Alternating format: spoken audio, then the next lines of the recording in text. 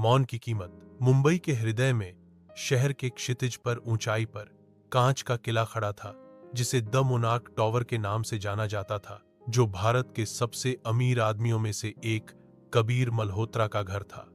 अरबपति, परोपकारी, पहेली, दुनिया के लिए कबीर एक आदर्श सफलता की कहानी थे। एक संघर्षरत क्लर्क के बेटे जो अकल्पनीय ऊंचाइयों तक पहुंचे थे। उनके लग्जरी होटलों की श्रृंखला महाद्वीपों में फैली हुई थी। उनकी निजी जेट, नौकाएं और काले रंग की रोल्स रॉयस उनके साम्राज्य के प्रतीक थे। लेकिन डिजाइनर सूट और सुर्खियां बटोरने वाले सौदों के पीछे एक ऐसा आदमी था जिसे एक ऐसी चीज सताती थी जो उसके अरबों में नहीं हो सकती थी। खरीदें शांति। कबीर की दौलत एक छिपी हुई कीमत के साथ आई। सालों पहले अपना पहला होटल अनुबंध जीतने के लिए उसने एक छोटे से मछली पकड़ने वाले समुदाय को उनकी जमीन खरीदकर चुप करा दिया था और उनके विरोधों को दफन कर दिया था। भूमिबत एक विलासितापूर्ण रिजॉर्ट बन गया और कबीर एक सितारा बन गया, लेकिन फुसफुसाहटें उसे कभी नहीं छोड़ती थीं। एक बरसात की रात, जैसे ही अरब सागर पर बिजली कड़की, कबीर अपने पेंट हाउस में अकेला बैठा था। शहर को नीचे देख रहा था। डब्ल्यू खबर टेलीविजन पर गूंज रही थी।